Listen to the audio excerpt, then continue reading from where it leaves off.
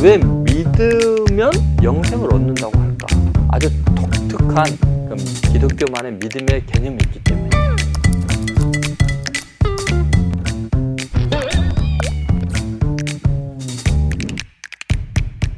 다른 종교는 수행이나 고행이나 자기 노력을 통해서 어떤 구원에 이른다 뭐 이러는데, 기독교는 믿음으로 구원을 얻는다 그러잖아요.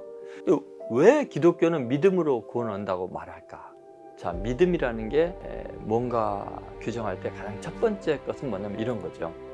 자기 확신, 그러니까 자가 발전적인 자기 신념, 이게 믿음이 아니라는 거예요. 기독교에서 말하는 믿음은 뭐냐면 축적된 진리에 대한 전 인격적인 수용, 이게 믿음이에요.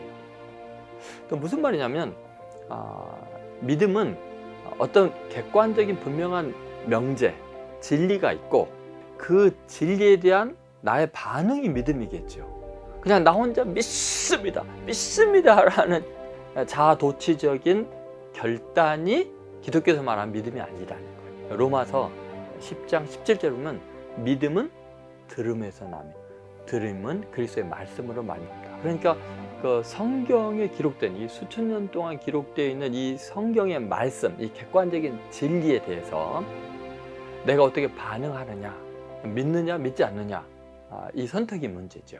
그래서 믿음은 전인격적인 반응이다. 어떤 정보에 대해서 인지적인 조화가 가능한 거, 그러니까 그것을 내가 지적으로 동의하는 거, 그리고 지적인 동의뿐만 아니라 감정적으로 동감하고, 그러니까 의지적인 결단을 하는 것, 이것이 이제 믿음의 아주 중요한 요소 중에 하나인 거죠. 이건 고전적인 의미에서 그래요. 두 번째, 기독교적인 믿음은 거기에서 머물지 않아요. 왜 그러냐면, 만약에 그렇다면은 다른 뭐 철학이나 또는 어떤 운동을 하는 어떤 신념을 믿는 사람들, 자기의 목숨을 다 걸쳐서 그 자기가 알고 있는 진리를 위해서 헌신하잖아요. 근데 기독교에서 말하는 믿음은 그것보다 더 나아가요. 죄와 의의 상호 전가라는 거예요. 인간에게서 가장 어려운 점 중에 하나, 지금 왜 자꾸 구원을 위해서 노력을 하느냐, 그것은 모든 인간이 다 어떤 문제가 있기 때문이에요. 자기 자신이 완전하지 못하다. 근데 특별히 인간은 그 죄의 문제가 너무 심각한 거예요. 그러니까 죄 때문에 구원에 대한 확신이 없는 거거든요. 예를 들면 성철 스님 같이 훌륭한 분은 정말 존경스러운 분이죠. 그분이 평생의 도를 닦고 그 도를 깨달은 바를 집약해서 지은 것이 열반송이에요. 거기에 보면은 그런 고백을 해요. 저도 깜짝 놀랐는데, 내 죄가 수미산보다 높아서 내가 무간 지옥에 떨어지는 것이 마땅하다, 그런 고백을 하고. 그러면 이 성철 스님이 평생의 도를 닦아서 깨달은 놀라운 진리가 뭐냐면, 인간은 죄를 벗어나서 큰 죄인이다, 이걸 깨달은 거거든요. 근데 놀랍게 성경의 사도 바울도 자기가 평생 율법을 지키고 하나님을 위해서 일한다고 해서 마지막 깨달은 것이 뭐였냐면, 내가 죄인 중에 괴수로다. 그러니까 인간은요, 죄를 짓고 그 죄에 대한 심판에 대한 두려움 때문에 무슨 수를 써서라도 이 죄 문제를 해결해야 되는 거예요. 그래서 철학이 나오고 뭐 무신론자들이 철인 사상을 만들고 뭐 별 노력을 다 하는 거예요. 그래도 죄 문제가 해결이 안 되는 거죠. 그래서 성경은 이 죄의 문제를 믿음으로 해결한다고 이야기해요. 그럼 믿음이 뭐냐? 그것은 예를 들어 이런 거죠. 아까 축적된 굉장히 중요한 그 진리에 대한 전인격적인 수용이라고 그랬잖아요. 그 성경 전체를 축약해서 한마디로 표현된 것이 요한복음 3장 16절이에요. 하나님이 세상을 이처럼 사랑하사 독생자를 주셨으니 이는 저를 믿는 자마다 멸망하지 않고 영생을 얻게 하렵니다. 믿으면 멸망하지 않는다는 거예요. 왜 그러냐? 믿으면요, 믿는다는 것은 내 죄가 다른 쪽에 전가가 되고 다른 의가 내 속에 전가가 되는 상호 교류 작용이 일어나기 때문에 그래요. 흠없는 예수님이 이 땅에 오셨을 때 세례 요한이 뭐라 하냐면, 보라 세상 죄를 지고 가는 하나님의 어린 양이라고, 요한복음 1장 29절에 말해요. 그러니까 세상의 죄를 지고 간다는 게 뭐예요? 내 죄가 있는데 내가 예수님을 믿습니다 하면은 내 죄를 전가하는 거예요. 내가 예수님을 믿습니다 하는 것은 내 죄를 지고 가는 예수님인 걸 믿습니다 해서 내 죄가 다 회개할 때 예수님에게 넘어가고, 예수님의 흠없으심, 의로우심이 내게 전가되는 것, 이게 바로 믿음을 통해서 이루어집니다. 그리고 마지막 세 번째는 생명이 내 안에 들어가는 것, 영접하는 것이 믿음이다. 그래서 믿는 자마다 멸망하지 않는 거예요. 왜냐하면 생명이 내 안에 있으니까 절대로 죽을 수 없는 존재가 되는 거죠. 그런데 이제 놀라운 것은 우리가 어떤 것을 지적으로 동의한다고 해서 우리가 실제로 삶이 변하는 건 아닐 수 있거든요. 예를 들어서 내가 공부를 열심히 한다고 해서 내가 밥을 굶어도 죽지 않는 건 아니잖아요.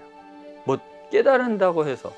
그러니까 실제적으로 멸망하지 않고 영생을 얻는데, 왜 믿는 자마다 멸망하지 않고 영생을 얻는다고 할까?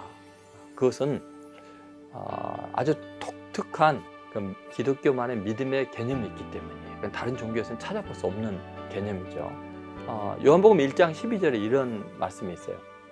영접하는 자, 곧 그 이름을 믿는 자들에게는 하나님의 자녀가 되는 권세를 주셨다. 그러니까 하나님의 자녀라는 것은 신적인 생명이잖아요. 그런 권세를 어떻게 얻냐면 영접하는 자, 곧 그 이름을 믿는 자들. 여기 보면 믿음과 영접이 같은 개념이에요. 이걸 요한복음 아까 3장 16절의 말씀과 빗대어 생각하면, 이는 저를 믿는 자마다 멸망하지 않고 영생을 얻는다고 할 때 독생자를 먼저 주셨는데 이는 저를 받는 자마다라고 안 그러고 이를 믿는 자마다 한 거예요. 그러니까 물건은 주면은 받는 거잖아요. 그런데 인격적인 존재는 주면은, 보내주면은 믿는 것이 받는 거예요. 그런데 믿는다는 건 뭐냐면 영접하는 거예요. 어서 들어오세요. 그렇게 고백하는 거죠. 그러면 영생을 얻게 돼요. 왜 그러냐면 예수님이 내가 곧 길이요 진리요 생명이라 그랬잖아요. 근데 예수님만 인류에 생존했던 인간들 중에서 예수님만 내가 생명이라고 말했어요. 뭐 부처님도 생명을 추구하는 존재잖아요. 그 뭐 마음에도 마찬가지고 다 마찬가지예요. 생명을 추구하는 존재들이지 구도자들이지 내가 생명이라고 말하지 않거든요. 자연 만물이 생명이 유지되는 것은 밖에 있는 물질이 그 안에 들어가야만 유지가 되잖아요. 공기도 들어가고 물도 들어가고 음식도 들어가야 내 육체가 살아나듯이 내가 신적인 생명, 영적인 존재, 영생의 존재가 되려면 영적인 생명이 들어가야 되는 거예요. 그러니까 우리가 예수님을 믿습니다라고 하는 것 순간 그 생명의 근원이 되신 그 예수님이 하나님의 영으로 내 안에 들어오는 사건, 이게 믿음을 통해서 일어난 실제적인 사건이에요. 신적인 생명이 들어오니까 우리가 하나님의 자녀가 되는 권세를 얻어요. 그래서 이것은 똑같이 예수님이 이 땅에 육신을 입고 오셔갖고 그 부활해서 영원한 생명으로 하나님의 아들로 인정된 것과 똑같은 원리가 우리에게 작용해요.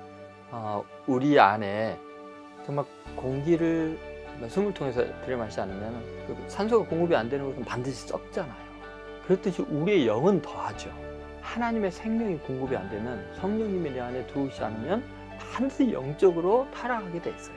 그래서 우리가 예수님을 믿고 영접하는 것은 절대적으로 중요한 거예요. 예수님을 지금 이 시간에 영접하지 않으면 어떤 방법도 없어요. 반드시 타락하고 썩게 돼 있어요. 멸망하지 않고 영생의 존재가 되기 위해서 예수님 꼭 믿으시기를 바랍니다.